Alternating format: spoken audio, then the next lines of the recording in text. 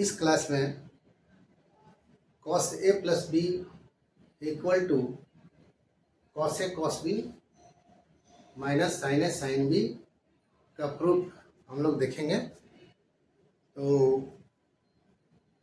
चलिए आगे बढ़ते हैं। जैसा कि पिछला क्लास में हमने बताया था कि ओ एक्स एक लाइन है जो पहले एंगल ए बनाती है और ये वही पोजीशन पर जाती है, फिर एंगल बी बनाती है तो ये जेड पोजीशन पर पहुंचती है। ठीक है, तो हम क्या देख रहे हैं कि टोटल एंगल ए प्लस ए मिला करके ए प्लस बी ये पूरा एंगल होता है। ठीक है, अभी हम लोगों को cos a प्लस बी इसके लिए हमको क्या देखना है, बेस और हैप्टनेस खोजना है। पहला काम क्या है, बेस खोजना है और हैप्टनेस खोजना है। अभी हमको यहाँ से कोई ट्रायंगल फॉर्मेशन हुआ नहीं, तो जब ट्रायंगल फॉर्मेशन नहीं हुआ तो कैसे हम इसमें बेस और हैप्टनेस बता सकते हैं। तो हम लोग को थोड़ा कंस्ट्रक्शन करना पड़ेगा इसके लिए। तो चलिए देखते हैं कैसे कैसे कंस्ट्रक्शन कर सकते हैं। फाइनल हमारा लाइन क्या है, ये वाला लाइन है फाइनल, क्योंकि ए प्लस बी एक लाइन ये हो गया, ए प्लस बी का दूसरा लाइन ये हो गया। तो कोई भी एक पॉइंट हम ले लेंगे, कहीं भी एट रैंडम एक पॉइंट ले लेते हैं। मान लीजिए कि ये पॉइंट ले लिया। ठीक है, यहाँ से हम एक परपेंडिकुलर ऐसे गिराएंगे इस लाइन पे, तो हम क्या देखते हैं, एक ट्रायंगल का फॉर्मेशन हो गया। ट्रायंगल का फॉर्मेशन हो गया ए प्लस बी के लिए, तो ये आपका परपेंडिकुलर हो गया, ये बेस हो गया और ये हाइपोटेन्यूज हो गया। ठीक है, जब ए प्लस बी के लिए हो गया, लेकिन हमको निकालना किस में है, एंगल ए और बी के टर्म में। तो ऑब्वियसली एंगल ए का भी एक ट्रायंगल होना चाहिए, एंगल बी के लिए भी एक ट्रायंगल होना चाहिए, तब जाकर के हम लोग निकाल सकते हैं। तो अभी आप देख रहे हो कि ए प्लस बी के लिए एक में हो गया। अब एंगल बी के लिए और ए के लिए, तो ए के लिए भी कहीं से भी हम ट्रायंगल वैसे निकाल तो सकते हैं, कहीं से भी डाल दिया ट्रायंगल बन गया, इसमें भी कहीं। बट क्या है कि जब आप कोई फार्मूला निकालते हो तो जहां तहां से हम ट्रायंगल बनाएंगे तो सिमिलरिटी और उसमें कुछ भी आप रिलेशन नहीं निकाल सकते हो। तो उस रिलेशन को निकालने के लिए क्या करना है, जिस पॉइंट से हम इस पे परपेंडिकुलर डाले हैं उसी पॉइंट से हमको यहाँ भी परपेंडिकुलर डालेंगे। इससे क्या होगा कि कुछ न कुछ हम लोग को कॉमन रिलेशन मिलना शुरू हो जाएगा। अब जिस पॉइंट पे यहाँ आया उस पॉइंट से हम लोग यहाँ से एक परपेंडिकुलर डाल देंगे।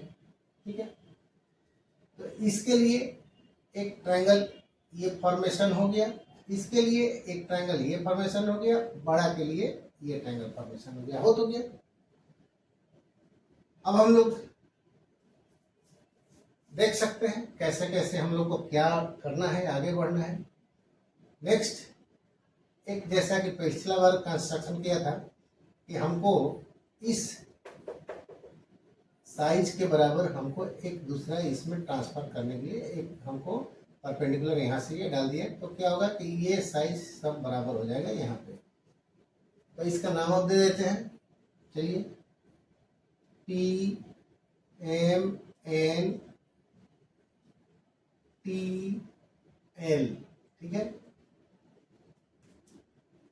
अभी cos a प्लस बी क्या करेंगे, चलिए cos a प्लस बी, इसके लिए क्या होगा भाई, a प्लस बी, इसके लिए ये क्या हो गया, ये ट्रायंगल है ना बड़ा वाला, तो इसके लिए OM हमारा बेस हो गया, बेस बाई हाइपोटेन्यूज OP। ठीक है, अब OM यहाँ तक है, खाली अगर हम यहीं पे लिख दें तो कोई फायदा तो नहीं है। हमको क्या करना है, ए प्लस बी के टर्म में ले जाना है। तब क्या करेंगे, इसको ऐसा करेंगे, इसको तोड़ेंगे। तो तोड़ तो सकते नहीं है, लेकिन बड़ा में से इसको छोटा वाले को माइनस तो कर सकते हैं। ON माइनस एम एन लिख सकते हैं बाई ओ पी। ठीक है, अब ओ एन क्या हो गया, ये बड़ा वाला बेस हो गया, एम एन क्या है, ये पार्ट हो गया। तो हमने क्या बोला, ये परपेंडिकुलर इस पे किया, ये परपेंडिकुलर यहाँ किया, तो ये एक रेक्टेंगल का फॉर्मेशन हो गया। तो रेक्टेंगल का जब फॉर्मेशन हो गया तब ये बराबर ये और ये बराबर ये, तो एम एन के बराबर टी एल लिख सकते हैं यहाँ पे नेक्स्ट लेवल में, O N minus T L by O P, ऐसा लिख सकते हैं।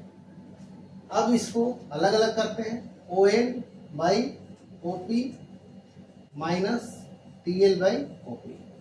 ठीक है, चलिए ओ एन किधर है भाई, ओ एन ये साइड, और ओ पी कौन सा साइड है, ये। ओ पी किसका पार्ट है, ये ट्रायंगल का पार्ट है, और ओ एन किसका पार्ट है, इसका पार्ट है।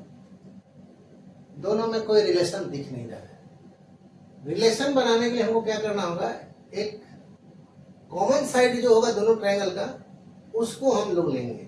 क्या कॉमन साइड है, ओ एल, तो इसको दोनों से ओ एल डिवाइडेड कर देंगे और ओ एल से यहाँ पे मल्टीप्लाई भी कर देंगे, ये हो गया ओ पी। ठीक है, अब लेते हैं टी एल ये हो गया, ओपी ये हो गया। टी एल किसका पार्ट है, ये ट्रायंगल का पार्ट है, ओपी किसका पार्ट है, इसका पार्ट है, कोई रिलेशन नहीं है। तो रिलेशन के लिए हमको एक कॉमन साइड देखना होगा जो दोनों ट्रायंगल का पार्ट हो, इसका भी और इसका भी।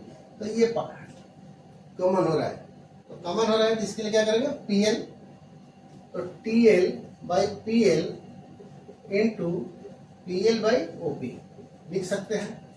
अब चलिए O N by O L क्या हो जाएगा भाई, O N by O L, O N by O L, O N base O L क्या हो गया, कॉस ए। अब चलते हैं ओ एल ये हो गया और ओ पी ये हो गया। ये क्या है भाई, परपेंडिकुलर है ना, तो जाहिर सी बात है कॉस बी के लिए ये बेस हो जाएगा ये, तो बेस बाई हाइपोटेन्यूज क्या हो गया, कॉस बी। ठीक है, माइनस टी एल ये पार्ट और पी एल ये पार्ट क्या हो गया। अगर इसको हम लिख लेते हैं थीटा या इसको लिख लेते हैं थीटा, चलिए इसको थीटा ही लिख लेते हैं, तो ये हो जाएगा इसका और इसका रिलेशन में sine theta. P L by O P, P L ये पी एल हो गया, ये ओ पी हो गया। इसके लिए ये क्या हो जाएगा, परपेंडिकुलर है, तो ये साइन बी लिख सकते हैं। ठीक है, अब थीटा का वैल्यू हमको ए होगा बी होगा क्या होगा देखना है। ठीक है, तो चलिए देखते हैं। ये ए है, ये 90 डिग्री है, ये एंगल कितना हो जाएगा भाई, 90 माइनस ए वाला, सिर्फ ये। अब चलते हैं, ये चूंकि 90 डिग्री है तो ये छोटा एंगल कितना हो जाएगा, 90 माइनस ये है तो ये ए हो गया।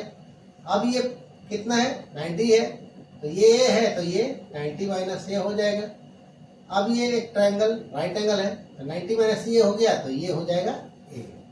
ठीक है, तो यहाँ पर आप थीटा की जगह क्या करोगे, ए लिख लोगे, cos A cos B minus sign A sine B. ठीक है, प्रूफ हो गया। तो अभी आप कॉस ए प्लस बी का फॉर्मूला आपने देखा कैसे हम लोग ज्योमेट्रिकल मेथड से निकाला। अब इसको यूज करके हम लोग अलग अलग फार्मूला निकाल सकते हैं, जो अभी के लिए यहाँ होल्ड करते हैं, और नेक्स्ट क्लास में इस पे बेस्ड जितने भी फार्मूलाज हैं वो हम आगे डिस्कस करेंगे। तब तक के लिए हम लोग छोड़ देते हैं यहीं पे। Thank you, okay bye.